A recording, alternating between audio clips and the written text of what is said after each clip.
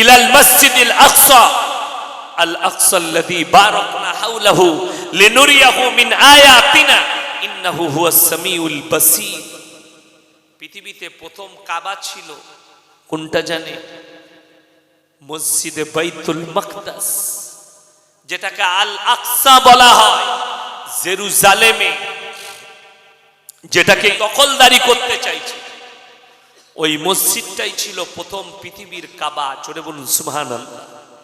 আমার নবীজি সাল্লাল্লাহু আলাইহি সাল্লাম মাথা করে সিজদায় আছেন আল আকসার দিকে, আর আল্লাহ নামাজের অবস্থায় বললেন সাতরাল মসজিদিল হারাম, হে নবী তুমি এই সিজদা অবস্থায় তোমার মাথাকে ঘুরিয়ে নাও মসজিদে হারামের দিকে। আজ থেকে আমার ঘর কাবা হলো, সিজদার জায়গা হলো, সিজদার দিক হলো কাবা ঘর। জোরে একবার বলুন সুবহানাল্লাহ। কাবা আল্লাহ পরিবর্তন করেছেন, তা না হলে যদি পরিবর্তন না করতেন আজও পৃথিবীর প্রত্যেকটা মুসলমানকে মসজিদে আকসার দিকে মুখ করে নামাজ পড়তে হতো। আল্লাহ পরিবর্তন করে দিল। সাতরাল মসজিদিল হারাম, তুমি ঘুরিয়ে নাও তোমার মুখকে মসজিদে হারামের দিকে। নামাজের অবস্থায় ঘুরেছে নবীজি, নামাজের হালতে ঘুরে গেছে, বাস কাবা পরিবর্তন হয়ে গেল। এই মসজিদে আকসা আল্লাহ তাআলা কোরআনে বললেন আমার নবীকে মেরাজের রাত্রিতে সহ শরীরে নিজের পেছন থেকে তুলে মসজিদে হারাম থেকে মসজিদে আকসা থেকে সাত আসমানে নিয়ে গেলেন। আর নিয়ে এলেন। এর সময় কতটা, টাইম কতটা লেগেছে আপনারা জানেন? একটা ঘোড়া, ছোটখাটো ঘোড়া নয়, কমজোর ঘোড়া নয়, যেগুলোকে পঙ্খিরাজ বলা হয়, এখন খুব কম দেশে আছে, যার ঘন্টায় গতি হচ্ছে প্রায় 150 কিলোমিটার। ওই রকম ঘোড়া টানা যদি 1500 বছর ছুটে প্রথম আসমানকে ছুতে পারবে। হিসেব করুন, 7টা আসমান। প্রথম আসমান, দ্বিতীয়, তৃতীয়, চতুর্থ, পঞ্চম, ষষ্ঠম, সপ্তম, তারপরে সিদরাতুল মুনতাহা, তারপরে আল্লাহর আরশ।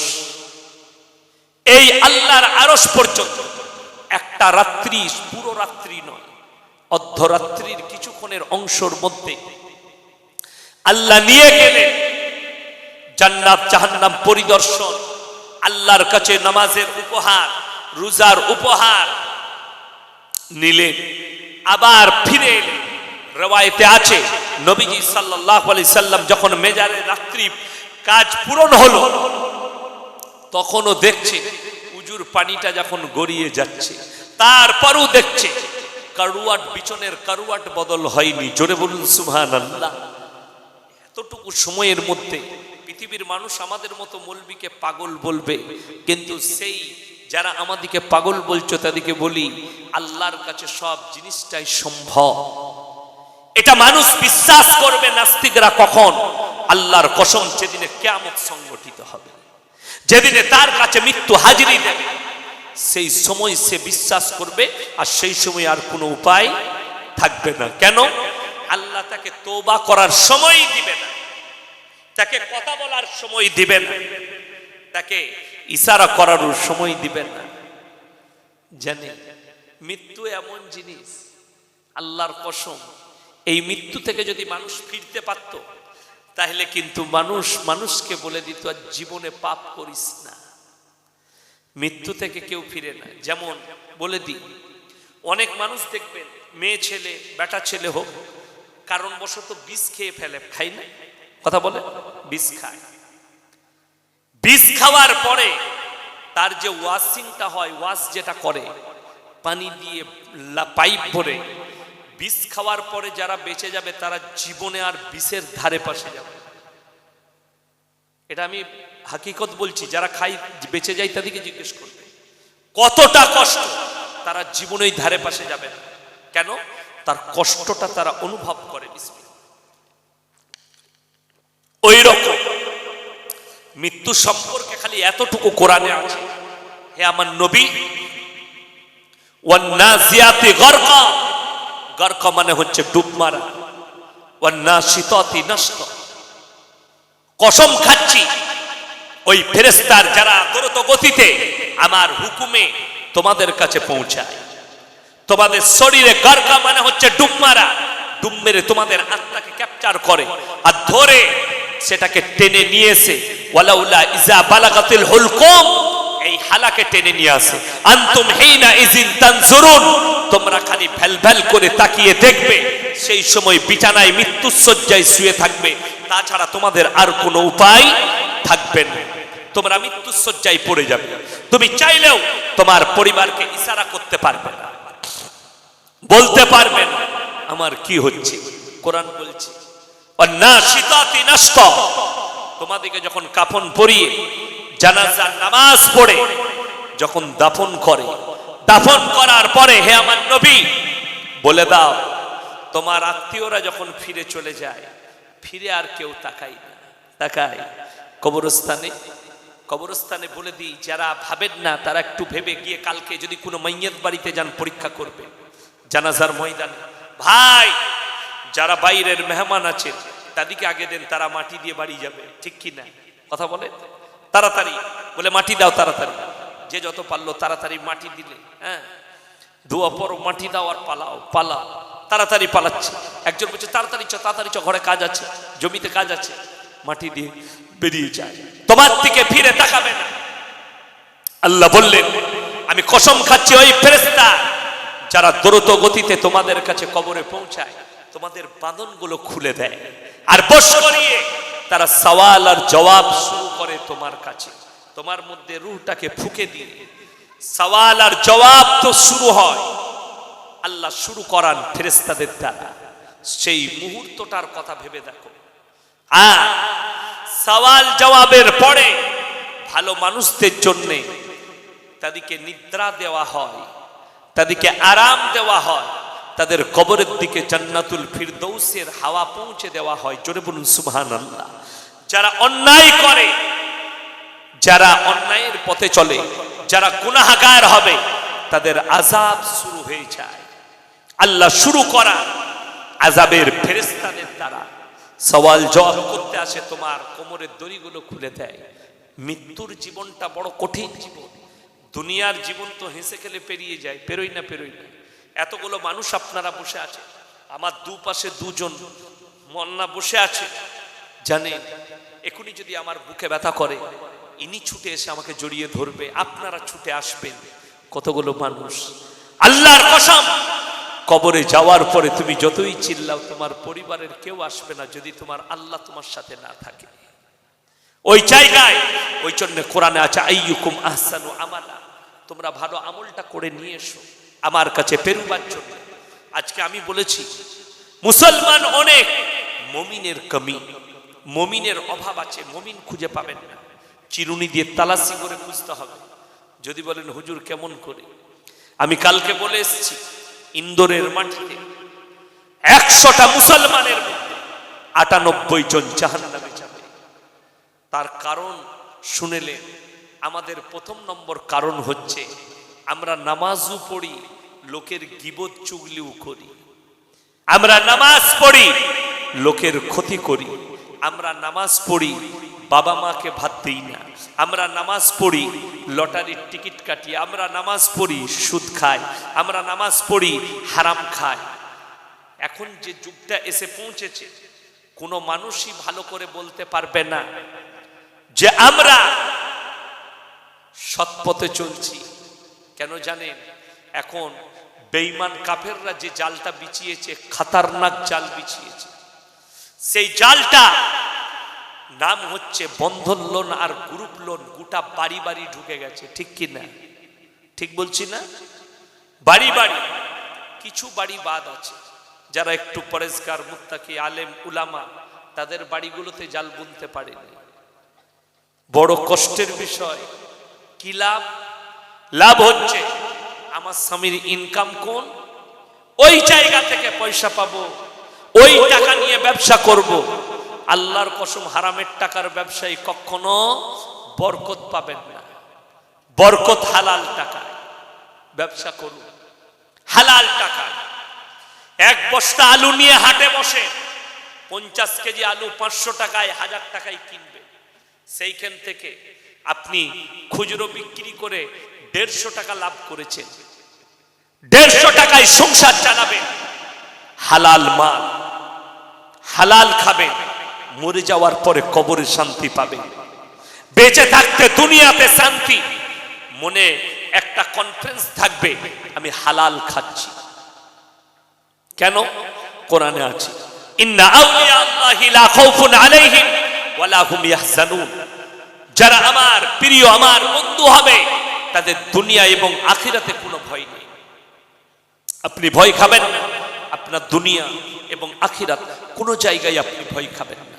আজকে কষ্ট লাগে, বেঈমান কাফেররা যেভাবে আমাদের উপরে জাল বুনে ফেলেছে, ওখান থেকে বেরিয়ে আসা মুশকিল। মাকড়সার জাল তো ঝাঁটা করে ঝেঁটিয়ে দিলে বেরিয়ে যাবে, মুসলমান আপনার উপরে এমন জাল বুনেছে আপনি ওখান থেকে শর্ট করে বেরোতে পারবেন। আজকে অনেক সুবিধাবাদী লোক আছে যারা আমাদের মতো মৌলবীর কাছে ফতোয়া চায়, হুজুর এলআইসি করা যাবে কিনা, হুজুর এই রোজভ্যালি করা যাবে কিনা, হুজুর এই আপনার সুদে গ্রুপ লোন করা যাবে কিনা। আমাদের মতো অনেক সুবিধাবাদী মৌলবী আছে যারা বলে দেয় হ্যাঁ চলবে, যাও চলে যাও। কেন?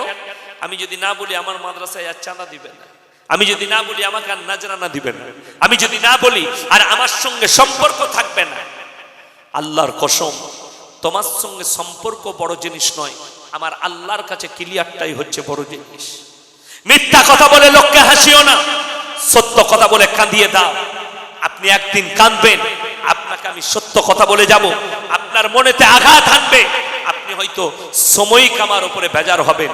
যেদিন আপনার বিবেক বলে দিবে যে আমি অন্যায় করছিলাম, ইয়াসিন সাহেব যেটা বলেছে ওটাই ঠিক, সেই দিনে আপনি আমার উপরে মহব্বত আনবেন আর আমার প্রতি আমার জন্য দোয়া করবেন, এটা আমি বিশ্বাস রাখি।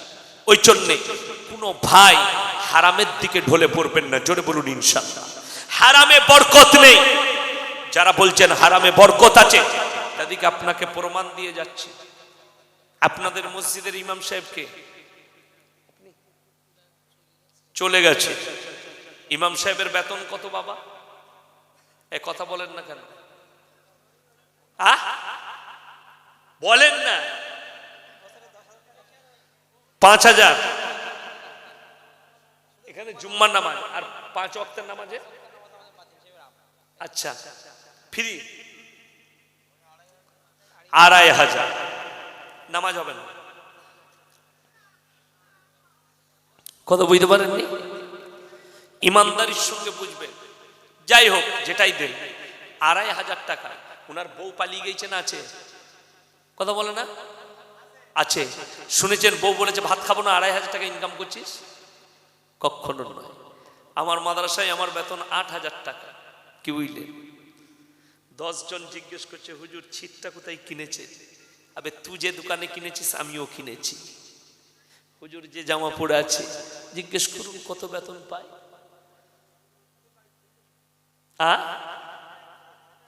দুজনই ইমাম সাহেব।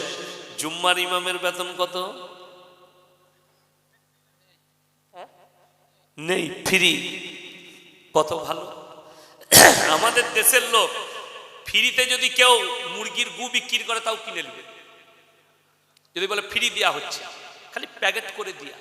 কি বুঝলেন?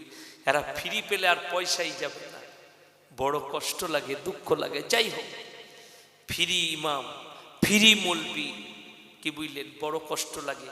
একটা ইমাম যদি 1 গ্লাস পানিতে ফুপ দিয়ে দেয়, ফু দিয়ে যদি বলে কই 10 টাকা দেন, শালা বেতো মৌলবি পানিতে ফুপ দিয়ে বলছে 10 টাকা লাগবে।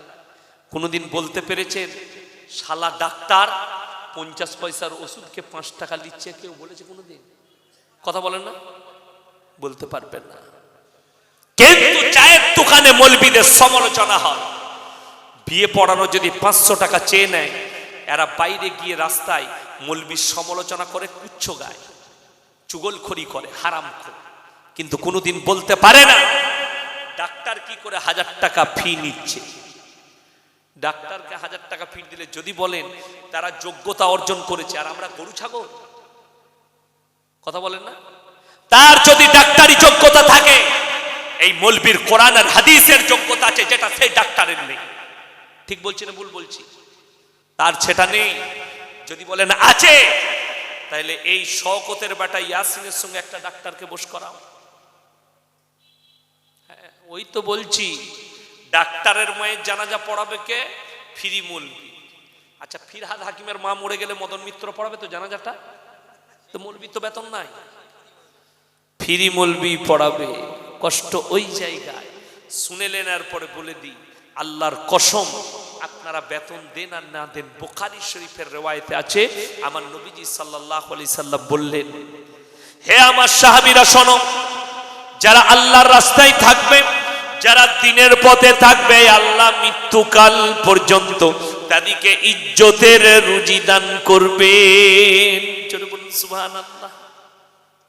আহা, কালকে আমি যখন প্লেনে চাপলাম কলকাতায়, এয়ারফোর্স একজন ছুটে এলো আমার সিটের কাছে, হুজুর আমার বাড়ি 24 পরগনায়, নিউ টাউনে, খুব জলসা, শুনি একটা সেলফি লুবো। লাও, সেলফি নিল, বুঝলেন? এয়ারপোর্টে একজন বলছে, হুজুর কি খাবেন বলুন। আমি কি করো? বোম্বেতে বিরাট ব্যবসা আছে আমার। কোথায় বাড়ি বাবা? বললে আমার নিউ টাউনে বাড়ি, এই পেছনটা এয়ারপোর্টের পেছনে, মুম্বাই যাচ্ছি, ফ্যামিলি আছে। বলে হুজুর কিছু খান না, কেক ফেক কিছু? আমি বললাম না, কিছু খাবো না। বলে একটা খেতে হবে। একটা কেকের দাম 250 টাকা। এইটুকু। আমি মনে মনে ভাবলাম, ইন্দুর মারা বিষ খাওয়া ভালো। ওই কেকটা কিন্তু আপনারা 10 টাকায় কিনেন, ওইটার দাম 260 টাকা। আমাকে দিল, খেলাম, দোয়া দিলাম। আমরা চাই না আল্লাহ আমাদের মুখের কাছে রুজি পাঠিয়ে দেয়, রুজি আমাদের মুখের কাছে, খেতে পারি না। বাবু আমাকে বাড়িতে, ঘুমিয়ে উঠলাম, উজু করে নামাজ পড়লাম, খানা, দেশি মুরগি, গোশত, মাছ, কিছুই খেতে পারলাম না। খালি দেখলাম আর আল্লাহর শুকর আদায় করলাম, আল্লাহ তুমি এত রুজি দিচ্ছ, খেতে পাচ্ছি না। টাকা না দিতে পারে, বেতন না দিতে পারে, আল্লাহর কসম, খালি আল্লাহর রাস্তায় থাকার কারণে উলামাদিকে আল্লাহ ইজ্জতের রুজি দিয়েছে।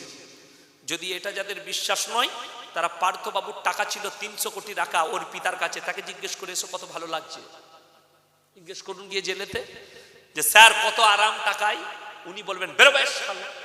আমি বুঝছি আমার যা হচ্ছে, পোড়া রুটি আর ডাল, हम जो देंगे वो खाओ, तुम अपने पसंद के खाना नहीं खा सकते।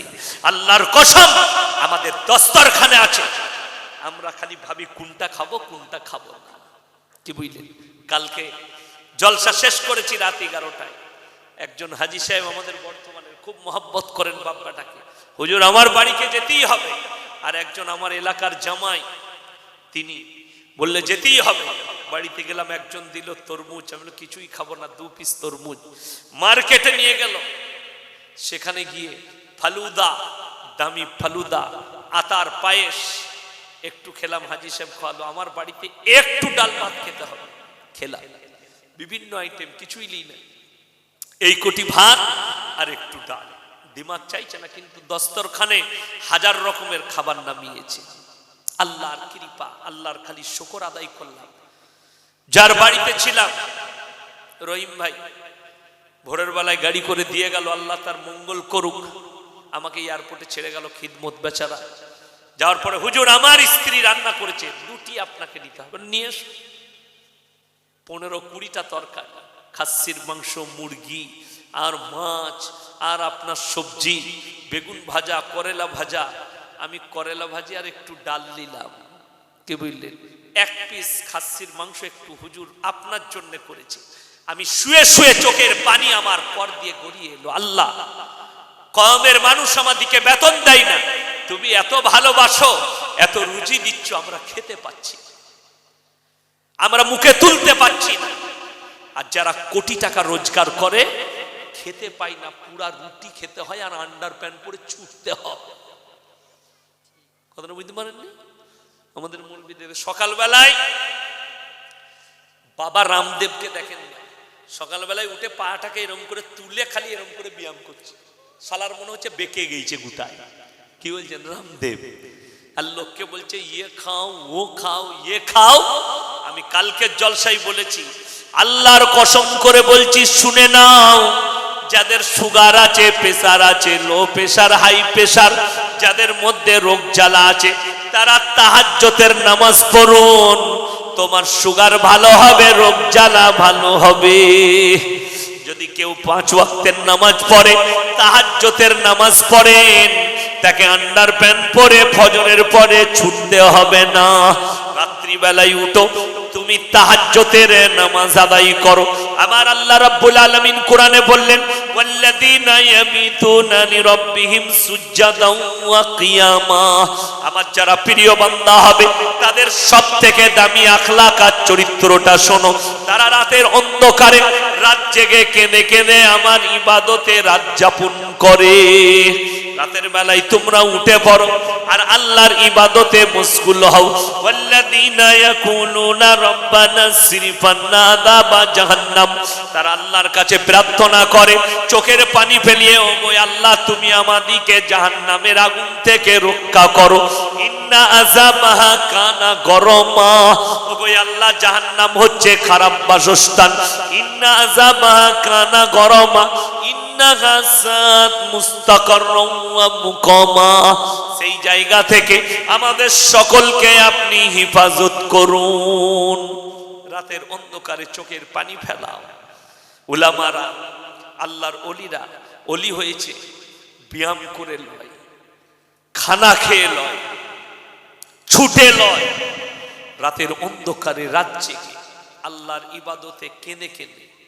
আমার আব্বাজির উস্তাদ, আমার উস্তাদে মুহতারাম দারুল দেওবন্দের প্রখ্যাত উলামায়ে দ্বীন হযরত মাওলানা মুফতি ইউসুফ সাহেব তাওলি গত কালকেই না পরশু মনে হয়, কালকে আপনাদের নিউ টাউন এলাকাও কোথাও উত্তর 24 পরগনায় ওনার প্রোগ্রাম ছিল, এসেছিলেন, প্লেনে নেমেছিলেন, যদিও আমার সঙ্গে দেখা হয়নি। আমার আব্বার উস্তাদ, আমার আব্বার পীর উনি। তো আমি আমার সাথীদিকে জিজ্ঞেস করতাম, কই তোমরা বলছো এত বড় ওলি, এত বড় জিকির করনেওয়ালা কই? রাত্রে আমার মাদ্রাসার জলসা শেষ হয় পাক্কা 12টা বাজতে 5, 1 মিনিট কাঁটা ওইদিকে পেরুবে। রাত 2টার সময় হযরত 10টায় প্রোগ্রাম শেষ করে কামরায় ঢুকে লক করে শুয়ে গেছে। রাত 2টার সময় ব্ল্যাক অ্যান্ড হোয়াইট কাঁচ আমার মেহমান খানায়, আমি কাঁচে হাত দিয়ে দেখছি হযরত নামাজের মধ্যে রত আছে। ফজরের আগে পর্যন্ত নামাজ পড়লেন, আল্লাহর কাছে কাঁদা, আল্লাহর কাছে নামাজ পড়া, তবে আল্লাহর ওলিরা ওলি হয়েছে।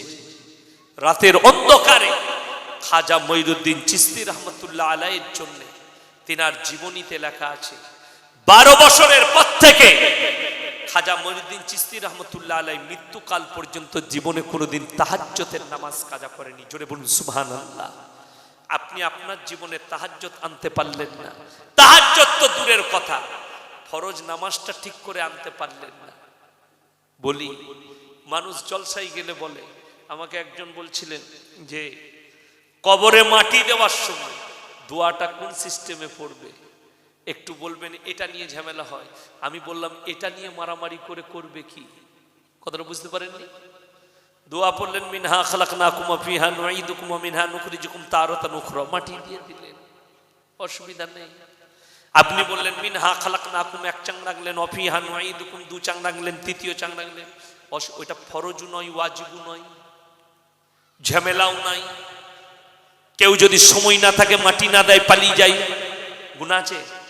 কথা বলে না, কোনো গুনাহ নাই। আমি অনেক জায়গায় যাই, জলসা থাকলে দূরে জলসা, আত্মীয় মারা গেছে, জানাজার নামাজ পড়ি, নাহলে পড়াই, শেষ হওয়া মাত্র, বাবু আমি আসছি, সময় হবে না, গাড়ি চেপে পালিয়ে মাটি দিই না, দিয়ে আমি গুনাহগার তো নাকি? আমার পাপ লেখা হবে? ঝামেলাই নাই। 2-4 জন, 10 জন, 20 জন, 50 জন দিয়ে দাও, ওইগুলো নিয়ে জিজ্ঞেস করো গায়ে কজন ফরজ নামাজ পড়ে, এটা নিয়ে মারামারি করেছি? বললেন না, কিচ্ছু নাই। 100 জনের মধ্যে 80 জন নামাজ পড়ে না। ঠিক বলছি না ভুল বলছি? কথা বলেন না। 80 জন নামাজ পড়ে না, এটা নিয়ে গ্রামে বিচার ডাকলি না যে ফরজ নামাজ পড়ি না, ওটা নিয়ে কবরস্থানে মারামারি করছিস, ওটা কোনো বিষয়ই নয়। আমাদের দেশে, আপনাদের 24 পরগনা আছে নাকি জানি না, আমার বর্ধমানে আছে, খেজুর ডাল গুঁজবে, কি বুঝলেন, 3-4 জন মিলে 3টে খেজুর ডাল লিচে, আর কি জানি কি দোয়া পাচ্ছে,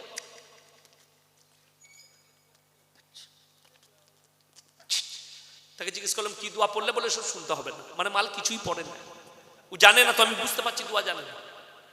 শুধু তাই নয়, এই উলামারা জানে, আমরা জানি, কিন্তু আমরা কমকে কিছুই বলি না, এটা আমাদের কমি, আমরা বলতে পারি না। জানাজার নামাজে 100টা লোক থাকলে 80 জন জানাজার নামাজের দোয়া জানে না। ঠিক বলছি না ভুল বলছি? শুধু তাই নয়, জানাজার নামাজ এলান হয়েছে, জোহরের পরে জানাজার নামাজ হবে, জোহরের নামাজের পরে জানাজা হবে, মসজিদে মুসল্লিরা নামাজ পড়ছে, আর কিছু হযরত আছে উজু করে বসে আছে, জানাজার নামাজ পড়বে, তাদেরকে ঝাঁটা জুতো মারার লোক আছে। আমি বললে খারাপ বলবি, কেউ যদি জানাজার নামাজ ছেড়ে দেয় গুনাহ হবে? এ কথা বলেন না কেন? কোনো গুনাহ নাই, জানাজার নামাজ হচ্ছে ফরজে কিফায়া, কেউ ছেড়ে দিলে কোনো পাপের কিছুই নেই, কিন্তু কেউ যদি বসে থেকে ফরজ নামাজ ছাড়ে গুনাহ আছে না? অনেক ভাই মনে মনে করবেন আমি জীবনে যা পাপ করেছি আর আমি কিছুই জানি না, নামাজটা হুজুর কি করে পড়বো? আরে কমপক্ষে সেই দিনে ইমামের দেখে দেখে মাথাটা ঠুকে দে, কথাটা বুঝতে পারেন? ইমামের দেখে দেখে মাথাটা ঠোক, আল্লাহ যদি কবুল করে নেয়, তুই যদি মাথা ঠুকতে শুরু করিস আর দোয়াগুলো সূরাগুলো আস্তে আস্তে মুখস্থ করিস, আল্লাহর কসম তুমি যতদিন মাথা ঠুকবে তুমি নামাজেরই নেকি পাবে, জোরে বলুন সুবহানাল্লাহ। আর আমার আল্লাহ হচ্ছেন দয়াবান, মানুষ এগুলো নিয়ে মারামারি করে না, ফরজ ইবাদত নিয়ে মারামারি হয়, নফল নিয়ে। আমাদের দেশে শবে বরাত আসছে, আসছে না আসেনি সামনে? সবাই রোজা রাখবেন, জোরে বলুন ইনশাআল্লাহ। কিন্তু আমাদের দেশে জানেন শবে বরাতের ইবাদত এই মৌলবিদিকে পাবেন না, আমরা সারা রাত নামাজ পড়ি না, পড়েন? কেউ পড়ে কেউ পড়ে না। আমরা কখন পড়ি? চলো 8 রাকাত পড়ে লাও, 12 রাকাত পড়ে লাও, তাহাজ্জুদের নামাজ দিয়ে শুয়ে পড়ো, ফজর পড়বো। আর আমাদের দেশে জীবনে যারা নামাজ পড়ে না, তারা 1 কেদলি চা করে নিয়ে ফিলাসে করে চলে যায়, বলে সারা রাত ফাটাবো আজকে, তারপর দিন জোহর থেকে মাল গায়েব। ঠিক বলছি না ভুল বলছি? এই সব নামাজি কি বুঝলেন, কেলানি ছাড়া আর কিছু খাবেন না কবরে। এদের জন্য শবে বরাত নয়, আমার জলসায় আছে আজকে আবার বলে যাচ্ছি, শবে বরাত তাদের জন্য যারা 5 ওয়াক্তের নামাজ, তাদের জন্য শবে বরাত, তাদের জন্য শবে কদর। আমাদের দেশে 27 রাত্রিতে শবে কদর পালন হয়, হয় না? হয় না? আপনাদের এখানে হয় না? আমাদের বর্তমানেও হয়, বেশিরভাগ মসজিদে 27 কোরআন খতম হয়, হয় না? ও আর যা লম্বা দোয়া, বলে আজ 27 জীবনে রোজা রাখেনি, একটা রেখে বাকি ছেড়ে দিয়ে 27 রেখেছে, মাল মধ্যখানে 26টা গায়ে, কথাটা বুঝতে পারিনি? 27 রেখেছে, আর তারাবি খতমের পরে দোয়া হচ্ছে, ফেরেশতারা বলছে নাটক করিস না, ঘর যা, তোর মাল একটা উপর দিকে ওই কাঁদা ফাঁদা আসবে না, কেঁদে লাভ নেই, মধ্যখানে 26টা গায়েব, একটা রেখেছিস। কেন বলছি? আমার বর্তমানে, আমি নাম করব না কোনো গ্রামে, আমার বর্তমানে আছে এরকম মাল, একটা রোজা রাখেনি, 27টা রেখেছে। বলে কেন? আজকে আমি 24 পরগনার উলামাদের কাছে বলে যাচ্ছি, আপনাদের কাছে চ্যালেঞ্জ ছুড়ে গেলাম, কোন আলেম যদি বিজ্ঞানের স্টুডেন্ট আছে, তারা অনেকে বিশ্বাস করেন না, এবং তারা অনেকে বলে, যারা নাস্তিক আছে তারা বলে এটা কাল্পনিক ঘটনা, কিন্তু আল্লাহর কসম, আমার আল্লাহর কাছে প্রত্যেকটা জিনিস সহজ, ঠিক কি না? আল্লাহর কাছে প্রত্যেকটা কাজ সহজ। কোরআনে আছে সুবহানাল্লাযী আসরা বিআবদিহি লাইলাম মিনাল মাসজিদিল হারাম,